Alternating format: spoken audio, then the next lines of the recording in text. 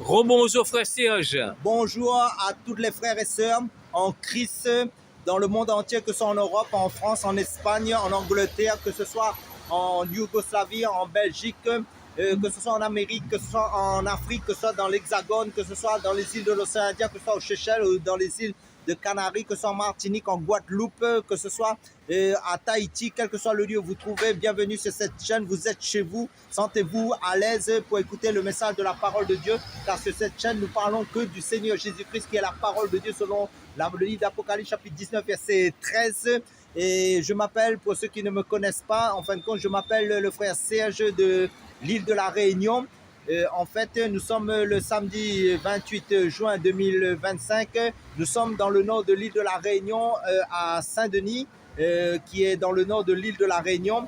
Nous allons faire un partage sur la parole de Dieu et le message que nous allons apporter, en fin de compte, se trouve dans le livre de 1 Pierre chapitre 20, non plutôt chapitre 18, 1 Pierre chapitre 1, non, 1 Pierre chapitre 3 plutôt. Verset 18, 1 Pierre chapitre 3, verset 18 à 19, qui nous dit Christ a souffert une fois pour tous les péchés, lui juste pour des injustes, afin de nous amener à Dieu, ayant été mis à mort quant à la chair, mais ayant rendu vivant quant à l'esprit, dans lequel aussi il est allé prêcher aux esprits en prison. Amen. Là, nous voyons qu'en fin de compte, Jésus, ce qu'il faut comprendre, c'est l'œuvre de la croix, en fin de compte, parce que le fondement de la vie chrétienne, c'est que Jésus-Christ est mort pour nos péchés, qu'il a été enseveli et qu'il est ressuscité le troisième jour. En fin de compte, pour nous montrer qu'en fin de compte, il est venu nous sauver et qu'il a réussi sa mission, en fin de compte, de rédempteur. Ça veut dire qu'en fin de compte, il a présenté son sang saint au Père et le Père, en fin de compte, a agréé son sacrifice. Parce que le plus grand sacrifice devant le Seigneur, c'est son Fils Jésus-Christ qui est mort à la croix pour les pécheurs que nous étions, pour que nous soyons sauvés, pour que nous ayons le salut en Christ, en fin de compte.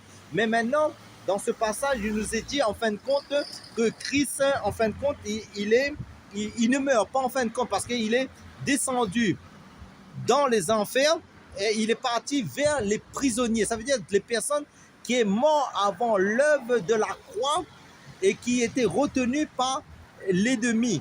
Frère Serge, l'esprit de mort. Amen. Nous savons que les témoins de Jéhovah, oui, et aussi les musulmans qui ne croient pas à la divinité de Jésus, que Jésus est Dieu, hein, à chaque fois, il nous dit que Dieu ne meurt pas. En fait, quand je dis prends Habakkuk, il pense oui, parce que le livre d'Habakkuk chapitre 1, tu es là.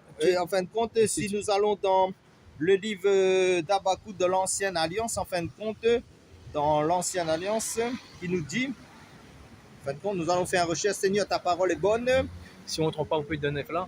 Voilà, parce que souvent, les témoins de Jéhovah nous disent Jésus n'est pas Dieu, parce que Dieu ne meurt pas. Amen. Et en fait, je vais répondre aux témoins de Jéhovah, aux musulmans. En fait, quand ce jour-là, c'est pas que Dieu était mort, hein, c'est la chair est mise à mort. Amen. Mais Dieu esprit, c'est l'esprit qui est descendu aux enfers. Parce que je pense que c'est dans Habakkuk chapitre 1 au verset... Parce que Dieu ne meurt jamais. Oui, je suis d'accord avec eux. Parce qu'en fait, quand Jésus, c'est un esprit, est venu sur la terre il y a 2000 ans, hein, sous forme théophanie. Et oui, quand on prend Timothée 3,16, le mystère de la piété est grand. Dieu apparaît comme un homme, dit se manifester en chair. Voilà. Mais donc ça, Dieu ne meurt pas. Hein. Et voilà, hein, parce qu'il y a un esprit ne meurt pas. Hein. Amen. Nous sommes aussi des esprits aussi. Hein, mais on ne meurt pas. Hein. Enfin, en fait, quand c'est l'âme est invincible, immortelle. Frère, si tu ne trouves pas, c'est pas grave. Hein, en fin de compte, je vais lire le chapitre 12, en fin de compte, qui nous dit « N'es-tu pas de toute éternité éternelle, mon Dieu, mon Saint, nous ne mourrons pas. Ô Éternel, tu as établi ce peuple pour exercer tes jugements. Ô mon rocher, tu l'as suscité pour infliger tes châtiments. » En fin de compte, dans ce passage, je trouve cela. Mais en fin de compte, ce qu'il faut comprendre, Dieu est esprit. Et en fin de compte, Dieu s'est fait homme. Ça veut dire qu'il fallait qu'il vienne sur cette terre pour nous sauver en tant qu'homme. Parce qu'il fallait un homme pour sauver un autre homme.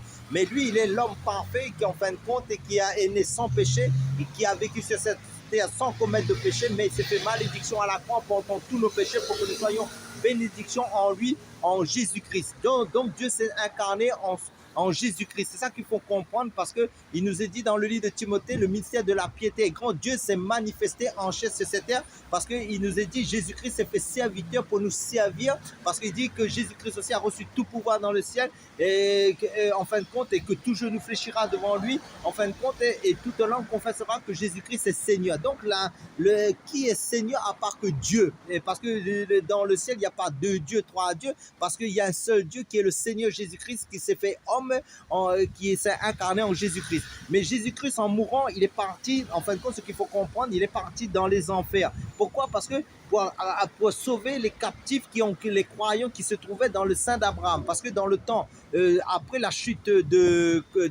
d'Adam dans le péché, en fin de compte, les hommes étaient livrés à eux-mêmes, en fin de compte. Et Dieu, en fin de compte, comme c'est dit dans les livres de Romains, l'homme a une conscience pour discerner en ce qui est mal et ce qui est bien. Même les incroyants de nos jours qui disent ne pas croire en Dieu, ils ont une conscience, et en fin de compte, pour discerner en ce qui est bien, ce qui est mal, ils ont une moralité. C'est ça que je veux dire. Malgré ils ont une moralité, mais s'ils n'ont pas Jésus-Christ dans leur vie, ils ne sont pas sauvés. Il faut accepter le Seigneur Jésus-Christ en tant que le Sauveur, le Seigneur. Mais Dieu ne meurt pas parce que Dieu, en fin de compte, Dieu, c'est la vie.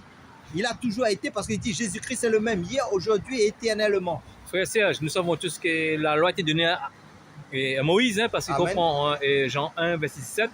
La loi a été donnée à travers de Moïse, mais la grâce et la vérité sont venues à travers de Jésus. Amen. En fait, quand dans l'époque de Noé, tout ça, il y avait des personnes justes et injustes. Amen. Il y avait des croyants et des incroyants. Mais maintenant, rappelez-vous de l'histoire du pauvre Lazare qui a vécu sur cette terre, qui souffrait, mais il était devant le porte du riche en mourant. Il est parti dans le sein d'Abraham et là, il y avait une séparation qui nous explique bien cela dans le livre de l'évangile de Luc chapitre 16 et comment le riche est parti dans les tourments éternels. Mais maintenant, il a voulu avertir ses frères en fin de compte que dans ce monde existe, ça veut dire l'enfer existe, mais maintenant pour que ses frères en fin de compte fassent vivre en croyant en Dieu, ne vivent pas comme lui il a vécu, pour les avertir que le séjour des morts, il y avait une séparation comme je l'ai dit, il y avait le sein d'Abraham qui est le lieu de repos des justes et il y avait les injustes qui étaient captifs et qui étaient tourmentés dans le feu éternel. Donc ça veut dire quoi? Ça veut dire que Jésus, en mourant, il est parti dans les enfers. Il a pris les captifs et dans le livre d'Éphésiens, il nous parle de ça. Il a pris les captifs, il les a amenés avec lui et dans quand il est parti. Mais les morts en Christ qui n'ont pas cru dans le temps de Noé, parce que Noé était un prédicateur de la justice avant le temps de la loi de Moïse. Ça veut dire dans l'ancien temps,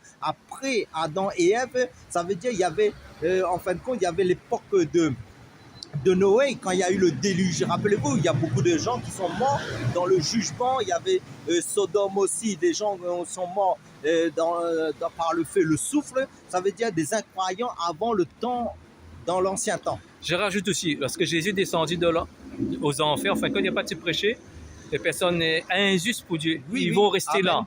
Et toutes les justes, Jésus a emmené en haut. Pour le repos de leur âme. C'est pour ça qu'en mourant à la croix aussi, rappelez-vous, il y avait deux personnes à la croix. Il y avait un à gauche et un à droite. Et il y a quelqu'un qui s'est repenti et accepté Jésus-Christ en tant que son sauveur, ses Seigneur. Et l'autre s'est endurci le cœur. Et Jésus a dit, aujourd'hui, tu seras dans le paradis avec moi. Ça veut dire, de nos jours, la donnée a changé. C'est la réforme. Ça veut dire quoi? Ça veut dire, sous le temps de la grâce, si quelqu'un est en Christ, ça veut dire, il va dans le repos éternel, dans le paradis. Frère Serge, on voit que le témoin Jéhovah ne croit pas à l'enfer parce qu'il dit ça c'est un parabole. Non, parce qu'un parabole, il y a toujours une réalité derrière. Hein? Oui, mais parce qu'en fin de compte, leurs Bibles ont été falsifiées en fin de compte. Et le témoin de Jéhovah vient longtemps après la Bible. Ça veut dire que longtemps après la Torah, les livres que les Juifs ont reçus en fin de compte. C'était en 1870. Excuse-moi. En fait, quand c'était fait 1870 que le mouvement témoin Jéhovah était créé. Hein? Oui. Parce qu'en fin de compte, au départ même, le personne qui a créé le mouvement Jéhovah s'appelle Saul Russell. Stas Russell. En fait, quand il était avec les Adventistes. Parce que les Adventistes, l'enfer n'existe pas, c'est des Adventistes. Oui, et lui a continué, il a enseigné ses disciples. Ce qu'il faut comprendre dans le témoin de Jéhovah aussi, il y a eu beaucoup de faux prophètes là-dedans qui ont prophétisé la fin du monde et qui ne s'est pas accompli. Ça veut dire quoi? Ça veut dire qu'il y a des fausses doctrines aussi qui est dilué aussi de nos jours. Ça veut dire que nous sommes dans un temps d'apostasie, de l'abandon à la foi.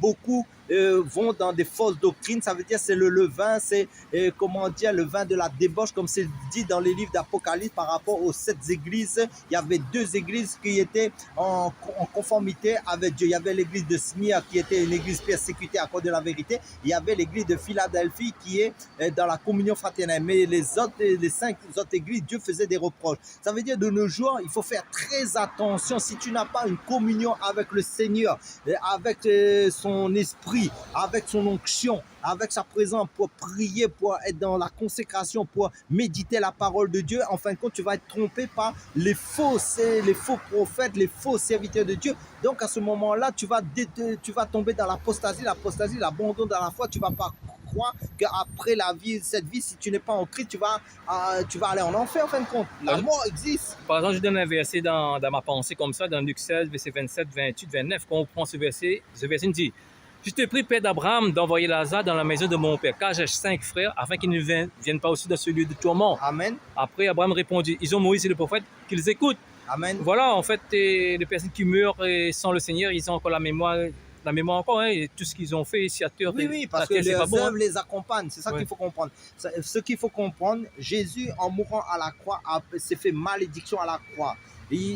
Ça veut dire, dans la Bible, il nous est dit, dans le livre de Colossiens chapitre 2, en fin de compte, quand vous lisez ce passage, il dit: c'est-à-dire Jésus-Christ a effacé les actes et les ordonnances qui nous condamnaient. Il a détruit en le clouant à la croix. Il a dépouillé les dominations et les autorités, il les a livrés publiquement en spectacle. Ça veut dire les ténèbres, ça veut dire le monde des ténèbres. Ça veut dire que nous avons un grand accusateur contre notre âme. Ça veut dire c'est le diable qui accuse les hommes devant Dieu. Mais maintenant, la personne qui accepte Jésus-Christ en tant que son sauveur, son Seigneur, il dit: il n'y a plus de condamnation pour ceux qui sont en Jésus-Christ, qui ne marchent pas selon la chair, mais selon l'esprit. Ça veut dire qu'ils sont baptisés du Saint-Esprit, ils sont sous la couverture du Seigneur par son esprit. Ça veut dire qu'ils sont sous l'abri du Très-Haut, comme c'est dit dans le psaume 90, 91 aussi, là-bas, l'abri du Seigneur, la forteresse du Seigneur, qui est son esprit. Ça veut dire celui qui est en nous est plus grand que ce qui est dans le monde. Ça veut dire quoi? Nous sommes plus dans la mort, nous sommes dans la vie. Et c'est parce qu'il dit: celui qui a le Fils a la vie. Mais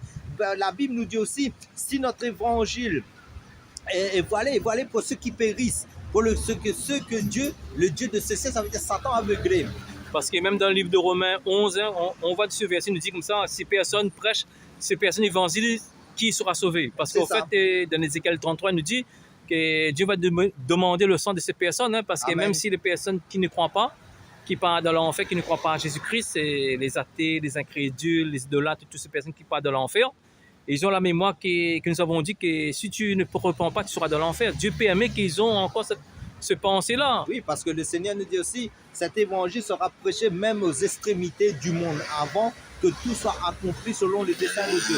Donc, que vous vouliez pas, ça veut dire l'évangile sera prêché à toutes les âmes sur cette terre, que ce soit par le moyen de YouTube, que ce soit par le moyen de tous les réseaux sociaux, que ce soit à travers des hommes ou des femmes qui ont reçu son esprit dans les pays. Ça veut dire l'évangile sera répandu à toutes les nations avant que le Seigneur accomplisse son dessein dans la finalité, pour que quand tu vas arriver devant le Seigneur, tu n'auras pas d'excuses, qu'un jour tu as entendu l'évangile de ton salut pour le salut de ton âme. Mais ce qu'il faut comprendre, c'est que Jésus a payé le prix fort. Ça veut dire Dieu s'est fait homme, il a donné sa vie à la croix pour que nous ayons cette vie, parce que nous sommes des dieux aussi, des petits dieux en Christ, des petits Christ. Nous sommes greffés au corps du Christ, nous sommes les membres du Christ, mais Dieu ne meurt pas, Dieu a toujours été. Ça veut dire Dieu en fin de compte est le même hier, aujourd'hui, éternellement. Et le témoin de Jéhovah dit aussi que toutes les personnes, les mémoires sont effacées. Non, parce que les mémoires sont effacées pour les personnes qui meurent en Christ, parce que Dieu ne se souvient plus de tous les péchés des hommes, parce que tout a été, Christ a payé le prix. C'est pour ça, chaque jour, il faut se repentir. Je te donne la parole, je fais le verset là, dans Ecclésiaste 9, Amen. Verset 5, a dit: les morts, ils savent tout ce qui se passe sur le soleil. Ils connaissent tout ce qui se passe, ils savent tout ce qui se passe sur le soleil. Veut dire, les vivants savent tout ce qui se passe sur le soleil. Oui. Ça, c'est pour les saints qui meurent en Christ. Dans l'Apocalypse 14, verset 13, il me ça. Toutes les personnes qui meurent en Christ sont en repos. Et toutes les personnes qui ne meurent pas en Christ sont dans le péché, sont dans le tourment, dans le Amen. sein d'Abraham. Amen. Dans ces jeux des morts, en fait, quand le sein d'Abraham n'existe plus maintenant, c'est le paradis, nous sommes dans le paradis là-haut. Oui, mais maintenant, toutes les personnes actuellement qui meurent, ils vont en enfer.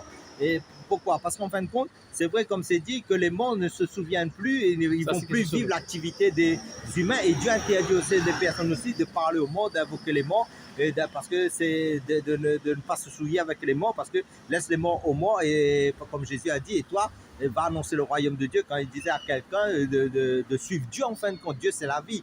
Donc, ça veut dire quoi? Ça veut dire que les personnes qui meurent dans le péché, en fin de compte, leurs péchés vont se répéter éternellement sans Jésus. Parce que Dieu est tellement saint, il fallait un sacrifice saint pour effacer nos péchés. Mais maintenant, c'est pour ça, quand vous lisez la Bible dans l'Ancienne Alliance, l'Alliance, il y avait beaucoup de préfigurations de Christ. Dieu permettait qu'il y ait des sacrifices d'agneaux, des sacrifices d'animaux pour couvrir le péché. Mais le péché n'était pas ôté, mais le péché était couvert. Mais maintenant, en Christ, le péché est ôté. C'est pour ça qu'il dit, voici l'agneau de Dieu qui ôte le péché du monde, qui est Jésus-Christ, l'image de Jésus-Christ en tant que serviteur, en tant que sacrifice. C'est le plus grand sacrifice de tous les temps, de tous les siècles, qui est Jésus-Christ que Dieu a connu. Maintenant, c'est plus la peine de faire des sacrifices d'animaux. Frère et sœurs, nous savons tous que parce que Dieu est juste, hein, parce qu'en fait, dans la Bible même dit, il y a des degrés, des jugements. Hein, oui, parce qu'on prend Apocalypse 20, verset 13, il dit, la mer rendit les morts qui étaient en elle, la mort, le de mort rendit les morts qui étaient en eux, Amen. Et chacun fut jugé selon leurs œuvres. Oui. Mais Dieu en a plusieurs degrés de jugement, parce que avant je te donne la parole, je continue. Oui, hein, en fait, quand quelqu'un qui avait une bonne moralité était juste et beaucoup de personnes, hein, et il ne sera pas dans le feu comme Hitler, hein, par exemple. Frère, tu viens de développer là-dessus aussi. En fin de compte, ce qu'il faut comprendre, Dieu est tellement juste, ça veut dire que chacun, en fin de compte, je ne vous conseille pas d'aller en enfer, de ne pas accepter Jésus, parce que quel que soit l'endroit où vous serez en enfer, vous allez souffrir, vous allez être tourmenté, parce que les démons seront là-dedans aussi, les démons de mort, les esprits, les anges déchus, en fin de compte, et c'est que le mal, en fin de compte, c'est que de la souffrance. Mais maintenant, ce qu'il faut comprendre, Dieu est juste, ça veut dire pas toutes les personnes seront dans le même compartiment en fonction de leur vie de péché qu'ils ont commis sur cette terre. Ça veut dire si quelqu'un comme Hitler ou comme quelqu'un qui a violé ou quelqu'un, chacun aura le domaine dans lequel il a péché dans la prison, là où il sera dans l'enfer. Mais après, ce qu'il faut comprendre aussi, le lac de feu n'est pas encore ouvert. Après le jugement dernier, comme le frère vient de dire, les morts la mer va rendre les morts. Et maintenant, toutes les personnes qui ne seront pas inscrites dans le livre de vie, ça veut dire qui n'ont pas l'esprit de Christ, ça veut dire celui qui n'a pas l'esprit de Christ ne lui appartient pas. Ben, en fin de compte, ces personnes-là seront jetées dans le lac de feu qui est encore plus terrible que l'enfer, parce que l'enfer, le séjour des morts aussi, sera jeté dans le lac de feu et sera d'éternité en éternité. En fait, l'enfer a plusieurs synonymes. Il y a aussi, on peut dire Hadès, on peut dire les Séol aussi, hein, oui, les morts. Après, le lac de feu, c'est dans la Bible aussi. Il y a c'est l'Hadès. Oui, l'Hadès aussi. Hein. Enfin, non, c'est pas l'Hadès. En fin de compte, le lac de feu, en fin de compte, c'est les temps. C'est les temps de feu aussi.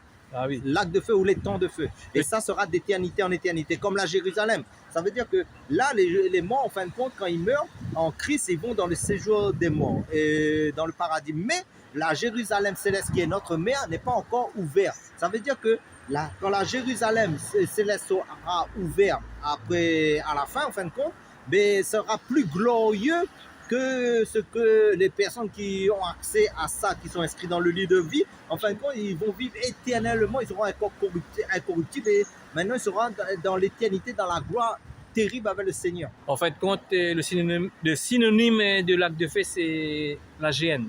C'est ça aussi. La géhenne, c'est le synonyme. Après, en hébreu, c'est Hadès. Non, c'est en grec, le grec. Après, oui. Après aussi, je me souviens, puis Hadès, je pense, Hadès, c'est en hébreu.